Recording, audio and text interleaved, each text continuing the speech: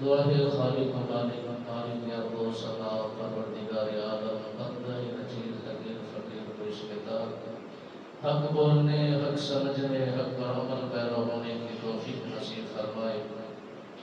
عزیزان گرامی، قرآن کریم کے اس حصے کے اندر مالک بے نیاز نے فرمایا کہ میرا گہرا دوست جناب حضرت ابراہیم خلیل اللہ علیہ نبینا سرکار ہے۔ مالک بے نیاز نے فرمایا میرا خلیل بھی ہے، میرا دوست بھی ہے، میرا گہرا تعلق بھی ہے۔ اور جس طرح پچھلے جمعے جناب نے ملاحظہ فرمایا کہ نبی رحمت فخر موجودات صلی اللہ علیہ وبارک وسلم سرکار کے دیوانے شمع رسالت کے پروانے جو ان انبیاء کی اور رسولوں اور پیغمبروں کے تمام تر واقعات کو اور ان کے بہترین انداز کو ملاحظہ فرماتے ہیں، پڑھتے ہیں، لکھتے ہیں، تو سب میں یہی بات اتفاق میں آتی ہے کہ جو بندہ اور جو نبی کا دیوانہ جس دور کے اندر بھی جس عقیدت و محبت کے ساتھ والہانہ محبت کا اظہار کرتا ہے تو اس کا نام کا پرچار ہو جاتا ہے۔ مالک بے نیاز اس کی شان و شوکت کے اندر اضافہ فرما دیتا ہے، اور جس طرح نبی اور رسول اللہ کے نمائندے بن کر قاصد بن کے لوگوں کو راہ راست کا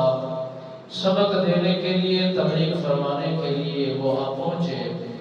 تو انہوں نے جو سلسلہ شروع فرمایا دین اسلام کا، اور جس دور کے اندر جہاں جس بات کی ضرورت محسوس ہوئی تو مالک بے نیاز نے اتنے ہی نبیوں کو، رسولوں کو، پیغمبروں کو اس دھرتی پر بھیجا۔ اور جس طرح اس دھرتی پر 4 ایسے بادشاہ تھے جنہوں نے پوری دنیا پر حکومت کی، حکومت کا سکہ جمایا، لوگوں کو اپنی طرف متوجہ کیا اور لوگ ان کی بات کو مانا کرتے تھے۔ ان میں 2 مسلمان تھے، صاحب ایمان تھے، کامل ایمان والے تھے، اور 2 مرتد بےایمان تھے، ایمان اور اسلام سے دور تھے۔ اور سکندر ذوالقرنین کا ایک نام ملتا ہے کہ انہوں نے پوری دھرتی پر حکومت کا سکے کو راج کیا، اور پوری دھرتی پر ان کا نام گونجتا رہا۔ ہر انسان کے دل و دماغ کے اندر یہ بات پہنچتی رہی کہ یہ مرد مجاہد کام کرنے والا ہے، یہ اللہ کا درویش بہترین انداز میں حکومت کو چلانے والا ہے۔ اور دوسرا، حضرت سلیمان علیہ السلام سرکار نے پوری دھرتی پر، پوری دنیا پر حکومت جمائی، سکہ راج کیا، اور ہر پرندے نے ان کی بات کو مانا، ہر انسان نے ان کے قول کو لیا،